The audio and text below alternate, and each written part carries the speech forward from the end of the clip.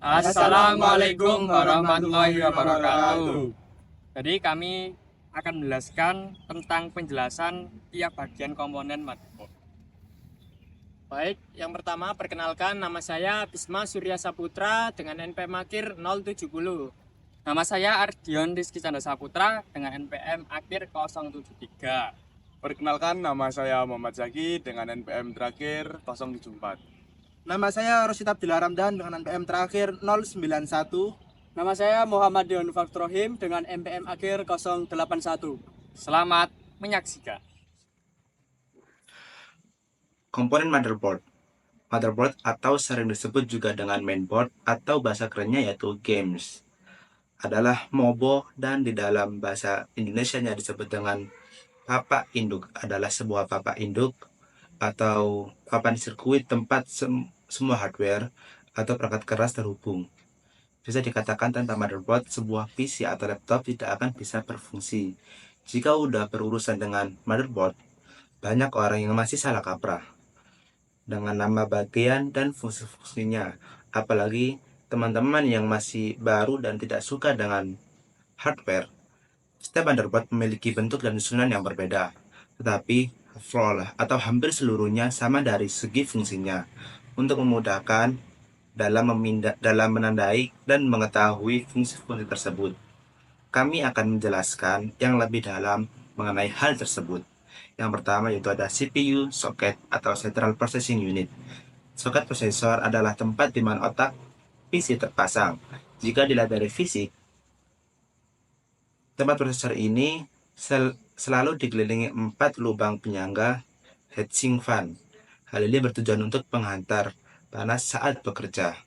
Pemilihan motherboard sebaiknya harus melihat dan mempertimbangkan jenis soket prosesor yang akan dipasang.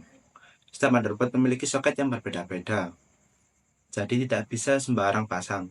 Setiap jenis prosesor sudah memiliki soket masing-masing sehingga tidak dapat dipasang ke soket yang lain. Contohnya, apabila Anda membeli prosesor Intel, maka Anda tidak bisa memasangnya ke motherboard AMD.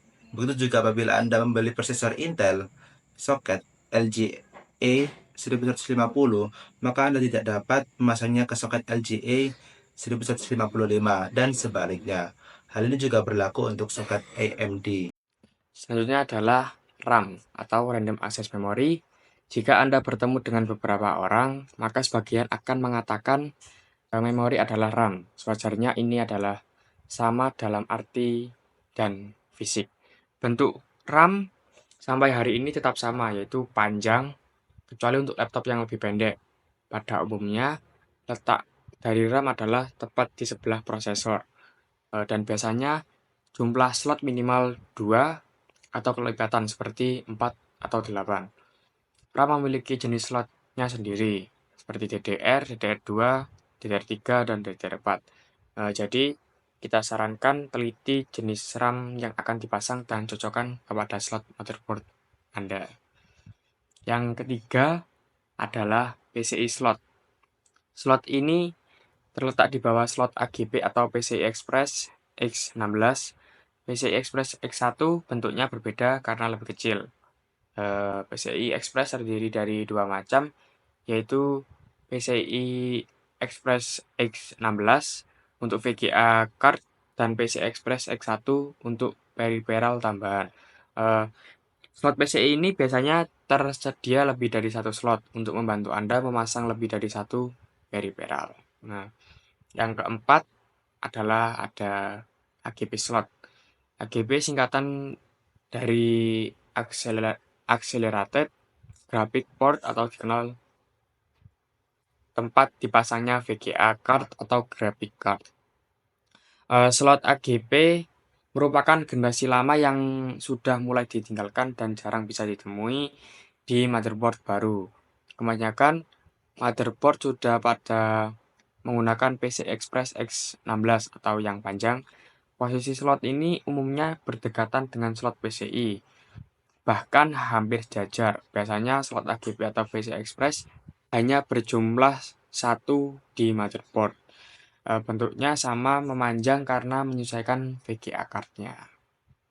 Yang kelima ada ada power connector. Tidak ada hal begitu penting dalam konektor ini, tapi konektor ini wajib dicolok agar motherboard mendapat aliran daya. Bentuknya juga lain dari yang lain, yaitu memanjang dengan jumlah 20 atau 24 pin. Jadi Anda gampang untuk menemui colokan ini. Untuk yang keenam, yaitu ada slot ID atau SATA. Seperti ini contohnya. Kedua slot ini berbeda bentuk, tetapi memiliki fungsi yang sama, yaitu sebagai penghubung hard disk atau DVD-ROM ke motherboard. Dan bahkan sekarang sudah ke SSD. ID ini merupakan jenis lama yang sekarang mungkin sudah tidak diproduksi di motherboard. SATA merupakan jenis terbaru yang sekarang Anda bisa temui di semua motherboard. Dari bentuk, maka slot SATA lebih kecil dari ID, sehingga lebih hemat tempat. Sebagai informasi tambahan, saat ini sangat sulit sekali ditemukan part dengan slot ID. Oke. Yang ketujuh yaitu ada BIOS atau UEFI seperti ini. Oke, BIOS Basic Input Output System. BIOS merupakan sebuah chip atau yang berfungsi dalam mengontrol perangkat keras yang terpasang di motherboard. BIOS bertanggung jawab atas kesiapan komputer dalam melakukan booting dengan mengecek hardware yang terpasang pada komputer. Saat ini BIOS sudah mulai tergantikan dengan UEFI. UEFI adalah Unified Extensible Firmware atau Interface. UEFI hadir dengan teknologi yang lebih canggih. Dari segi fisik, bentuk BIOS atau UEFI ini seperti chips. Untuk tata letaknya tidak menentu di setiap motherboard ya, karena biasanya itu terdapat bacaan BIOS atau nama produsen di papannya, jadi ada sendiri, berbeda-beda. Oke, yang kedelapan yaitu ada baterai CMOS seperti ini.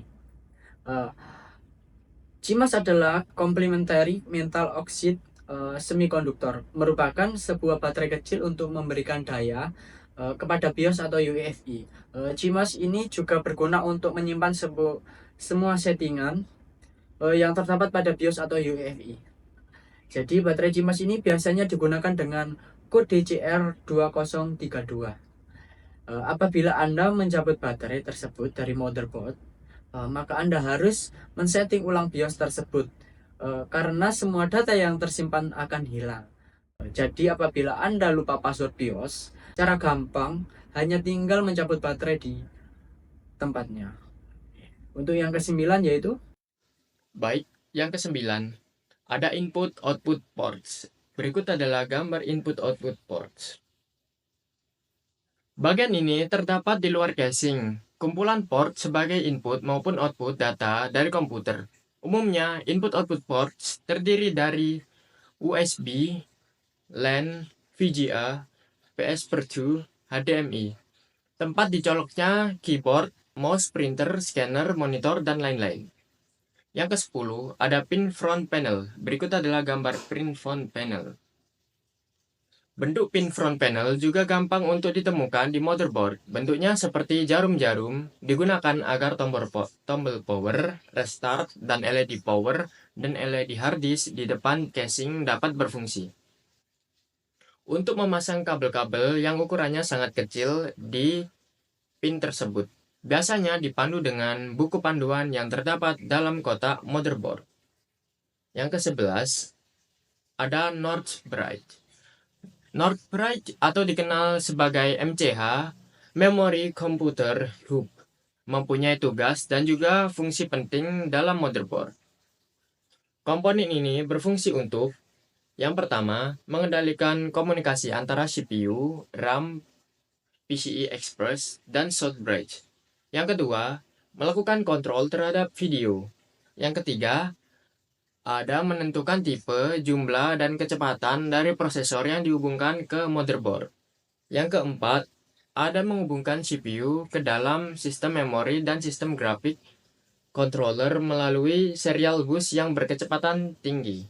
Lalu, yang ke-12, berikut adalah gambar South Bridge. South Bridge merupakan chipset yang berhubungan dengan peripheral dan berfungsi untuk melakukan pengaturan pada bus IDE, USB, dan PNP. Selain itu, short bridge juga berfungsi sebagai pengontrol perangkat seperti keyboard, mouse, dan power management motherboard. Yang ke-13, ada chipset. Berikut adalah gambar chipset. Chipset merupakan komponen utama motherboard sebab ketika komputer menyala, chipset akan langsung bekerja untuk membangun dan mengatur jalur data. Jalur data yang dibangun oleh chipset akan menghubungkan prosesor dengan kecepatan motherboard lainnya.